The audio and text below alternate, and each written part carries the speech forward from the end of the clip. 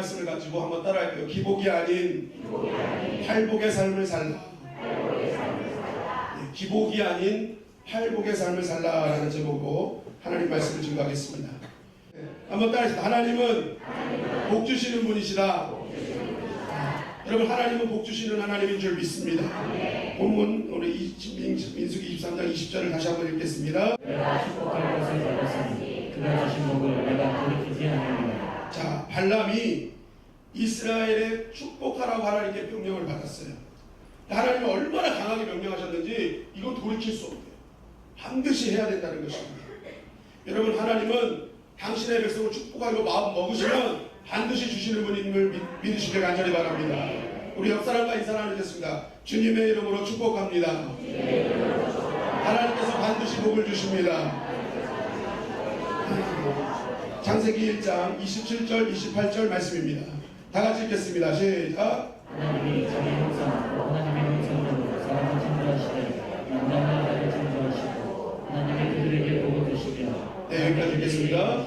하나님께서 하나님의 형상대로 사람을 창조하셨어요.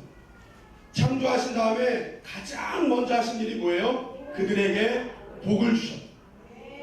창조하신 다음에 가장 먼저 하신 일이 복 주시는 일이었어요. 마태복음 5장 1절 3절 말씀입니다. 다 같이 읽겠습니다. 시작. 예수께서 우리를 보시고 산에 올라가 계시니 저녁에 나아가시니라. 입을 열어 가르쳐 이르시되 심령이 가난한 자는 복이 있나니 천국이 그들을 보시니요. 마태복음 5장은요 산상순이라고 해서 예수님께서 우리들에게 공식적으로 체계적인 설교를 하신 부분입니다. 그러니까 예수님이 그동안 뭐 회개하라 천국이 가까웠느니라 막 이렇게 말씀하셨지만 실제적으로 오랫동안 체계적으로 하나님의 나라가 무엇인지를 정확하게 알려주신 체계적인 설교는 마태복음 5장입니다.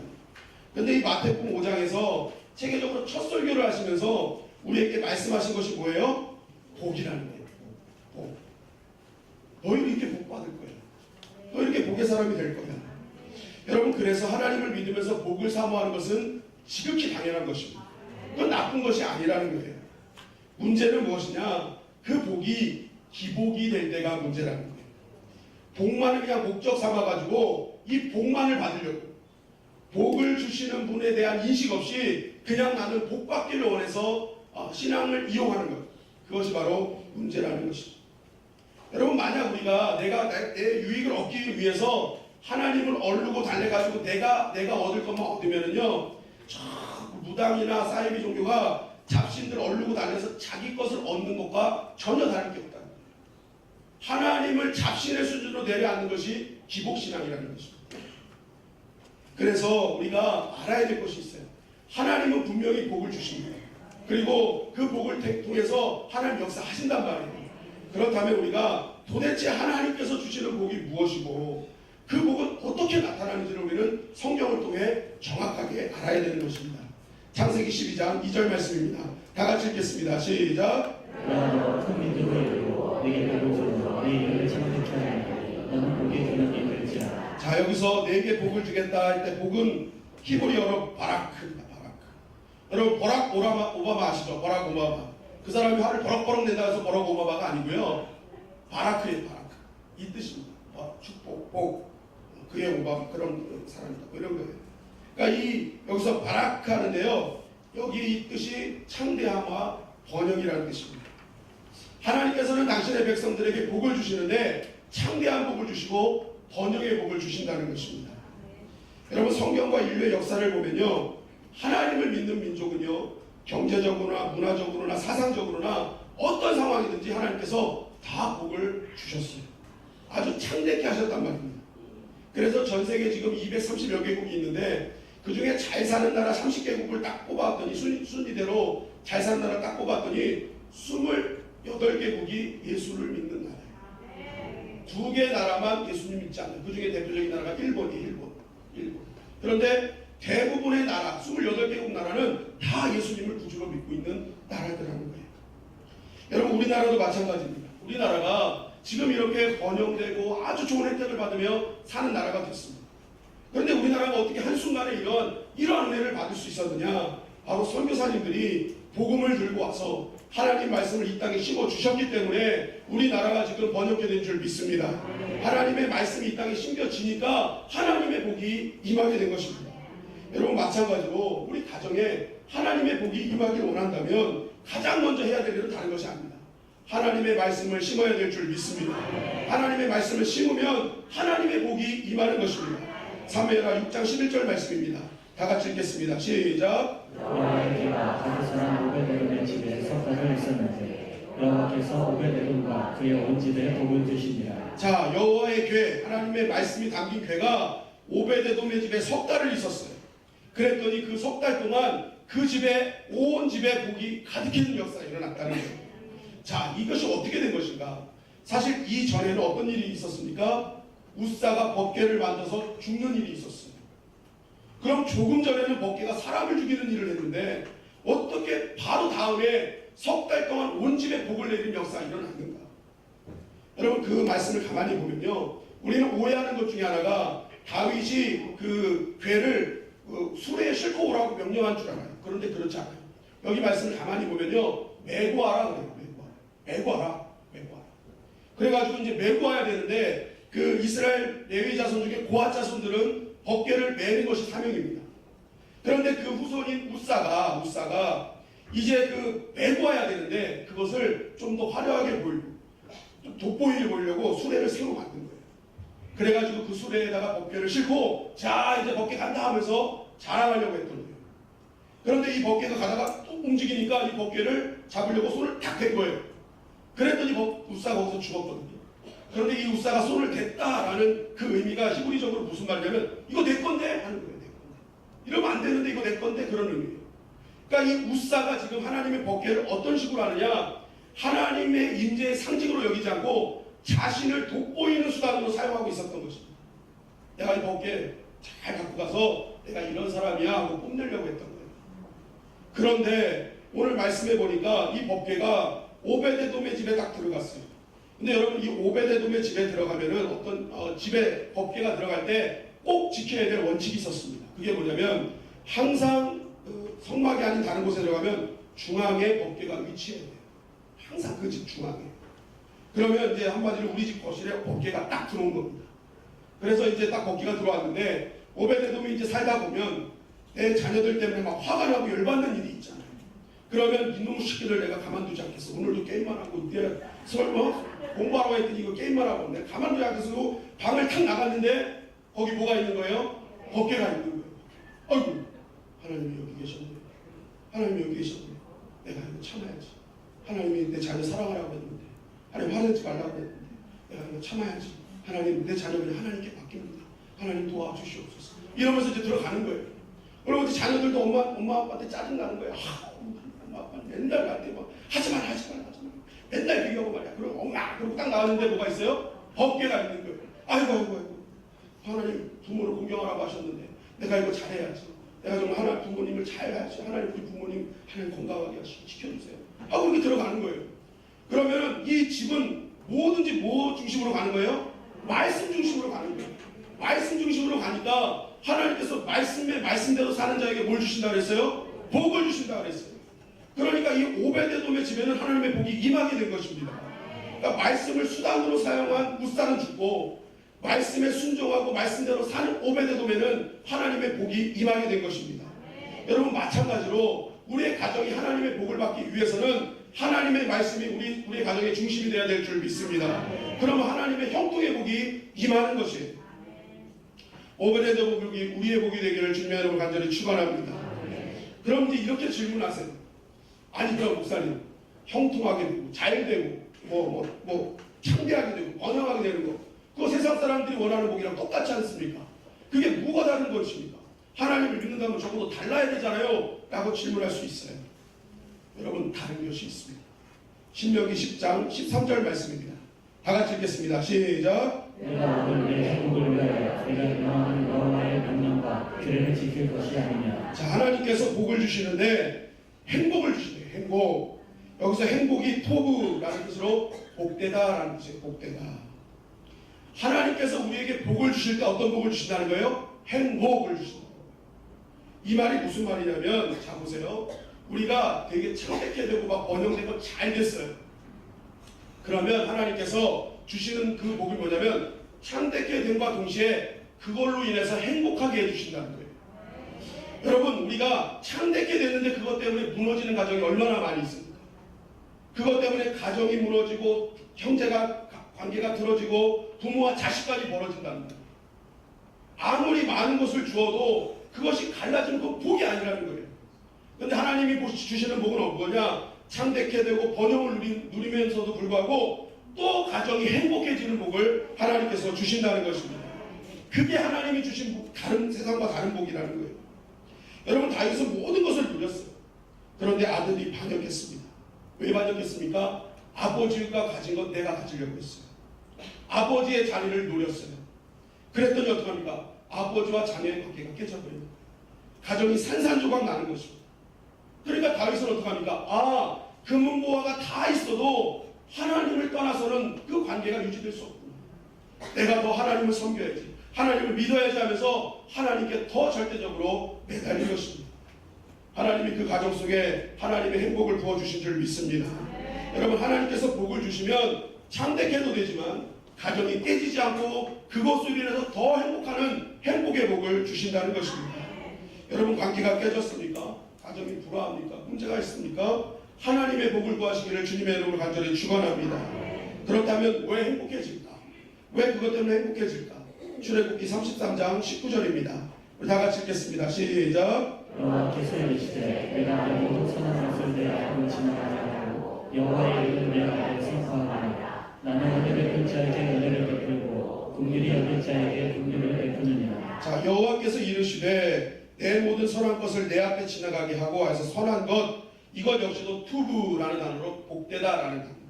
복되다. 호세아서 10장 11절 말씀입니다. 다 같이 읽겠습니다. 시작. 에브라임은 마치 길들이 양수 같아서 옥식밟기를 좋아하느냐. 내가 그의 아름다운 목에 멍에를 메우고 에브라임 위에 사람을 태우리니 유다가 밭을 갈고 다곱이 흙덩이를 깨뜨리리라. 여기서 아름다운 역시도 투브, 복되다라는 거예요. 하나님의 복이 어떤 복이냐? 선하고 아름다운 복을 주신다는 것입니다. 하나님께 주신 복을 받은 사람은요, 그 모양이 어떻게 된다는 거예요? 선하고 아름답게 되어. 여러분, 제가 지금은 그래도 은혜 받아서 얼굴이 이 정도입니다. 제가 예전에는요 이러지 않았어요. 저를 보면은 다들 사람들이 이렇게 피했어요. 제가 결혼 선물로 목걸이, 금목걸이를 받았는데 금목걸이 차고 욕탕에 앉아 있으면 욕탕에 사람들이 안 들어왔어요. 정말 그랬어요. 그런데 지금은 어딜 가도 이렇게 반겨주시고 안아주세요. 이게 왜 그래요? 하나님의 복이 임하니까 선하고 아름다워. 뭐 아직까지 부족하지만 더 해야 되지만 이 선하고 아름다운 게 들어오니까 달라지는 거예요. 달라지는 거예요. 여러분, 얼굴의 원형이 얼꼴이라는 거잖아요. 정신, 꼴은 모습, 마음의 모습이 얼굴에 드러난다 해서 얼굴이야. 그런데 이 얼굴을 통해서 어떻게 해요? 그 사람의 선하고 아름다운 모습이 드러나는 것입니다. 하나님의 복을 받으면 그런 모습이 드러나는 거예요. 그리고 이러한 모습을 가지고 나에게 주어진 환경 속에서 계속 사람들에게 어떻게 하는 거예요? 선하고 아름다운 모습이 비춰지는 것입니다. 그러니까 나를 통한 많은 사람들이 행복할 수밖에 없는 거죠. 내 안에 선하고 아름다운 것이 나오니까. 여러분, 그래서요, 예를 들면 이런 겁니다. 남편이 모터를 만에 집에 일찍 들어가게 됐어요. 그러면은 예수 믿고 복을 받은 여인은요, 어머 우리 남편 왔어 그러면서 막 난리를 치는 거예요. 막 난리를 치면서 얘들아 아빠 오셨어 빨리 나와. 그래가지고 막 인사시키고 아버지 오셨어요. 막 그거 즐거워요. 막 행복해. 그럼 막 남편이 어떻게 했어요? 행복할 거예요. 매일매일 아침 일찍 들어가야지 하고 들어갈 거예요. 그런데 복을 받지 않는 사람은 어머 해가 서쪽에서 뜰 일이네. 뭐 이렇게 일찍 들어왔어. 별일이야? 뭐 이러면서 이제 얘기를 하죠. 그죠? 그러면서 밥은 물어보는 거예요. 이게 무슨 뜻이에요? 너 뭐 밥 안 먹고 들었으면 가만히 안 둬. 이런 거잖아요. 밥 주겠다는 뜻이 아니에요. 너 밥 안 먹고 들었으면 가만히 안 둬. 그런 거잖아요. 그런 밥은 막 이런단 말이에요. 여러분, 그러면 남편이 어떻게 하겠어요? 들어오고 싶겠어요? 아니에요. 집 앞에까지 왔다가도 전화기 드려봅니다. 그리고 친구한테 전화를 해서 야, 너 뭐 일찍 들어갈 필요 있냐? 한잔 하자. 이렇게 되는 거예요. 절대 우리 집 얘기 아닙니다. 우리 집 얘기 아닙니다. 여러분, 근데 이런 거예요. 우리가 하나님의 복을 받은 사람들이 말부터 달라져요. 행동부터 달라져요. 그러니까 남편이 기뻐지고 부인이 기뻐지고 자녀들이 기뻐지는 거예요. 그러니까 그 안에 뭐가 생기는 거예요? 행복이 생기는 것입니다. 한번 내가 나의 남편과 나의 아내와 나의 자녀들에게 난 지금 어떤 모습으로 다가가고 있는지 여러분 한번 생각해 보시길 간절히 바랍니다. 여러분 잠언서 23장 19절 말씀입니다. 다 같이 읽겠습니다. 시작. 너는 듣고 지혜를 얻어 내 마음을 바른 길로 인도할지니라. 자, 우리가 하나님께 복을 얻으면 바른 길로 간대요. 바른 길, 데레크. 그것도 복이에요. 복. 그러니까 하나님의 복을 받은 사람은요, 세상적으로도 영적으로도 항상 정확한 정도를 걷게 돼 있어요. 바른 길, 하나님이 기뻐하시고 하나님이 원하시는 길을 가게 되어 있는 거예요. 그래서 역대하 6장 13절 말씀해 보니까 이렇게 말씀하고 있습니다. 다 같이 읽겠습니다. 시작. 배를 만들었으니 길이가 5규빗이요 너비가 5규빗이요 높이가 3규빗이라 뜰 가운데 두었더니 그가 그 위에 서서 이스라엘의 모든 애족 앞에서 무릎을 꿇고 하늘을 향하여 손을 펴라. 예, 여기서 보면 무릎을 꿇었다 라고 되어 있어요. 역시도 바라크의 복되다. 하나님의 복을 받은 사람은요, 그때부터 세상적으로도 하나님이 원하시는 길을 가고 영적으로도 그때부터 어떻게 되는 거예요? 하나님이 원하시는 길을 가게 되어 있습니다. 여러분 솔로몬이 하나님 앞에 무릎을 꿇어요. 이게 복된 일이라는 걸 알기 때문에. 하나님 앞에 이런 정확한 하나님이 원하시는 길을 가면은 하나님이 복 주신 하나님인 알기 때문에 솔로몬은 늘 하나님께 무릎을 꿇었다는 것입니다. 여러분 결국 그래서 하나님의 복을 깨달은 자들은요, 복을 받으면 받을수록 기도의 자리, 예배의 자리에 나오게 되어 있다는 것입니다. 그런데 이런 사람들이 있어요. 문제가 생기고 어려움이 와요. 그럼 기도합니다. 하나님 이거 해결만 해주시면 내가 하나님께 더 가까이 나오겠습니다 하고 기도합니다. 그런데 막상 문제가 해결되고 관계가 좋아지면 열심히 나오던 기도의 자리, 예배의 자리를 먼저 없애시는 분들이 있어요. 내가 이제 좀 바빠져서 내가 조금 예배의 자리 좀 못하겠습니다. 내가 기도의 자리 나중에 좀 나가겠습니다. 여러분 이것은 하나님의 복이 아니라는 거예요. 창백해 되었는데 하나님 앞에 행복하게 되었는데 도리어 하나님을 멀리하고 있다면 그것은 하나님이 원하시는 복이 아니라는 거예요. 여러분 바로 이런 것이 기복인 거예요. 이런 것이 기복인 거예요. 하나님 모르고 다녀서 내가 원하는 것 이루고 나면 그냥 하나님 저 멀리 떠나보내고 내 마음대로 사는 거 이게 기복인 거예요. 근데 팔복은 그게 아니에요. 하나님께 더욱더 매달리는 것입니다. 하나님이 뜻하시고 원하시는 것을 이루는 삶이라는 거예요. 여러분 하나님께 더욱더 복을 받았다면 기도의 자리로 나와야 될 줄 믿습니다. 왜냐하면 그것이 복의 근원이 하나님임을 믿기 때문에 엎드리는 것입니다. 그러니까 엎드리고 예배 드릴 수밖에 없는 거죠.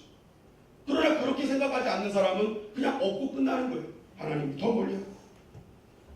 여러분 결국 모든 복은요, 따라하시면 하나님과 연결되어 있다.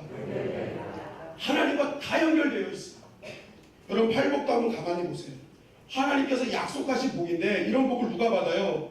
심령이 가난한 자, 화평케 하는 자, 의에 줄이고 공부하는 자, 하나님이 원하시는 삶을 사는 자에게 주시는 복이란 말입니다. 그냥 주시는 복이 아니에요. 하나님이 원하시는 길을 가는 자, 하나님께 엎드리는 자, 무릎 꿇는 자에게 주시는 하나님의 복이라는 것입니다. 여러분 결국 기독교의 복은요, 하나님을 얻는 것이 복인 줄 믿습니다. 하나님을 기쁘시게 하는 게 복의 근원이라는 것입니다. 여러분 그래서 이 정통 이스라엘 사람들은요, 복과 하나님은 항상 동일시했어요. 랍비들이 성경을 쓸 때 하나님의 단어를 쓸 수 없으니까 아도나이를 쓰잖아요. 그러면서 또 한 가지 썼는데 그게 뭐야? 복이라는 단어가 있어요. 복. 하나님을 쓸 수 없으니까 복이라는 단어로 대체했어요. 여러분 그래서 구약 성경을 볼 때 복이라는 단어를 하나님과 바꿔도 전혀 문맥이 이상함이 없을 정도로 굉장히 잘 연결되는 걸 보게 됩니다. 그 대표적인 말씀 한 가지를 보겠습니다. 시편 1편 1절 2절 말씀이에요. 다 같이 읽겠습니다. 시작. 우리들의 길을 따르지 아니하며 저희들의 길을 서지 아니하며 오만한 자들의 자리에 앉지 아니하고 오직 여호와의 율법을 즐거워하여 그의 율법을 취하러 묵상하는 자로다. 자, 이 복을 하나님으로 바꾸겠습니다. 다 같이 읽겠습니다. 시작. 하나님과 함께 있는 사람은 악인들의 꾀를 따르지 아니하며 죄인들의 길에 서지 아니하며 오만한 자들의 자리에 앉지 아니하고 오직 여호와의 율법을 즐거워하여 그의 율법을 주야로 묵상하는 자다. 복과 하나님 바꿨더니 오히려 하나님이 들어가니까 더 문맥에 맞잖아요. 하나님이 함께하는 사람은 악인들의 꾀를 따르지 않게 되어 있어요. 죄인 길에 서지 않고 오만한 자리에 앉지 아니하고 여호와의 율법을 즐거워하며 그 율법을 주야로 묵상하는 자. 여러분, 결국 하나님을 복으로 여기고 하나님을 얻은 사람은요, 어떤 일이 벌어지느냐? 하나님의 말씀을 주야로 묵상한다는 거예요. 왜냐하면 그 말씀이 하나님이 주신 복임을 알기 때문에. 이 말씀을 벗어날 수 없는 거예요. 매일 읽는 거예요. 그런데 하나님께서 주신 복을 하나님이 주신 거라고 생각하지 않고 그냥 기복적인 거, 내가 복을 얻을 때만 하는 사람들은 주야로 묵상하지 않고 때때로 묵상하는 거예요. 내가 얻고 싶을 때만. 하나님 나에게 뭐라고 말씀하시지? 그래서 그런 유머도 있잖아요. 하나님 나에게 말씀 주셨으니까 가론유다가 못 메어 죽으니라고 이런 거 나오잖아요. 그런 유머도 있어요. 그냥 때때로 보면 안 된다는 거예요. 때때로 보면 안 된다. 이렇게 계속 봐야 돼요. 주야로 묵상. 하나님께 복 받은 사람은 그런 사람이라는 거예요. 여러분, 여러분들의 삶이 주야로 묵상하는 삶 되기를 주님의 이름으로 간절히 축원합니다. 그럴 때 하나님 복 주시는 거예요. 그 말씀 가운데 임하시는 하나님의 복이 나에게 임하는 것입니다. 여러분, 우리가 하나님께서 주시는 복을 받아야 될 줄 믿습니다. 하나님께서 주시는 복을 받으면 우리가 살게 되어 있는 거예요. 하나님께서 허락하신 모든 보호와 은혜를 누리게 되는 것입니다. 여러분, 오늘 본문을 가만히 보면요, 그 하나님의 보호하심이 얼마나 크신지를 우리는 깨닫게 돼요. 여러분, 하나님과 함께하는 이스라엘에게 하나님이 어떻게 역사하시는지 한번 보세요. 오늘 본문에 나오는 선지자라고 하는 이 발람, 이제 발람인데 선지자라고 하는데 사실은 선지자가 아니로 주술사 같은 사람입니다. 그러니까 이신도 되고 저신도 되고 막 이런 거죠. 그러니까 뭐 다신을 믿는 그런 주술사예요. 그런데 하나님께서는 이런 사람들도 들어 쓰시는 거예요. 그러면서 하나님께서 이제 이 발람을 통해서 이스라엘을 축복하라고 합니다. 그런데 실상은 이스라엘을 축복하러 갔던 게 아니었어요. 여러분, 그 이스라엘 백성들이 바산과 아모리를 딱 물리치고 모압 평지에 쳤습니다. 그것을 보고 모압 왕이었던 발락이 두려웠어요. 떨었어요. 이거 큰일 났다. 우리도 이거 나라 망하면 어떡하지 하고 번민하고 있었습니다. 그래서 이 발락이 생각한 게 뭐냐면, 그래, 저 이스라엘 백성을 저주해서 몰아내자 생각한 겁니다. 그래가지고 이 발람에게 요청을 한 거예요. 제발 와서 저주를 좀 해줘라. 그래서 이스라엘을 좀 물리쳐줘라 라고 했던 것입니다. 그런데 이러한 시도는 실패하죠. 1차 시도가 실패합니다. 민수기 22장 12절 말씀입니다. 민수기 22장 12절. 그 백성을 저주하지도 말라. 그들은 복을 받은 자들입니다. 하나님이 발람에게 말씀하시는 거예요. 너는 그들과 절대 가면 안 돼. 그리고 그는 그 백성을 저주하지도 말아야 돼. 왜? 그들은 뭘 받은 자들이에요? 복을 받은 자들. 그럼 이 복이 무슨 복이에요? 하나님이 함께 하시는 복인 거예요. 내가 이들을 지키고 있어. 내가 이들을 보호하고 있어. 그러니까 너는 그 백성들에게 함부로 하면 안 돼. 라고 하나님이 말씀하신 것입니다. 그런데 이 발락이 멈추질 않아요. 더 많은 존귀함과 너가 말한 모든 걸 내가 다 실행해 주겠다. 그러니까 제발 와서 한 번만 좀 해달라. 라고 부탁을 한 것입니다. 그랬더니 이 발람이 그게 넘어가가지고 아침 일찍 일어나가지고 그 보냈던 그 모압의 고관들과 함께 이 발락에게로 가는 거죠. 이렇게 볼 때 완전히 이제는 발락이 이기는 것 같아요. 발람은 발락의 말대로 이스라엘을 저주하고 이스라엘을 무너뜨릴 것 같은 본문의 진행이 쭉 되고 있습니다. 그러나 하나님은 그렇게 두시지 않았다는 거예요. 민수기 23장 5절 말씀입니다. 민수기 23장 5절 다 같이 읽겠습니다. 시작. 발락에게 돌아가서 이렇게 말할지니라. 자, 신명기 23장 5절입니다. 신명기 23장 5절 다 같이 읽겠습니다. 시작. 내 하나님 여호와께서 너를 사랑하심으로 발람의 말을 듣지 아니하시고 그 저주를 변하여 복이 되게 하셨더니, 하나님께서 발람의 입에 말씀을 주셨어요. 그리고 이렇게 말해라 하면서 말하게 하신 내용이 뭐예요? 하나님이 너희를 너무 사랑하신다. 그래서 이제는 너를 사랑하는 표현이 뭐냐? 저주를 변해서 뭐가 되게 하셨다? 복이 되게 하셨다는 거예요. 하나님께서 이스라엘 백성들을 너무 사랑하시기 때문에 저주하러 갔는데 그것을 복으로 바꿔 주셨던 것입니다.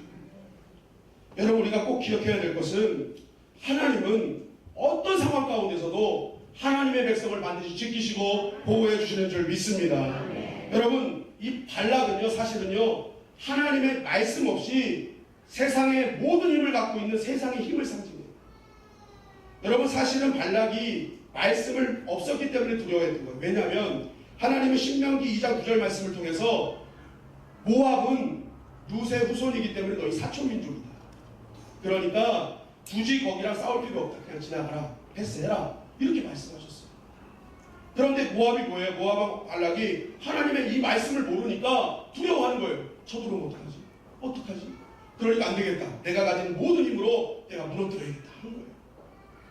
여러분, 발락은요, 세상의 힘을 가지고 하나님의 백성을 무너뜨리는 자를 상징하고 있는 것입니다.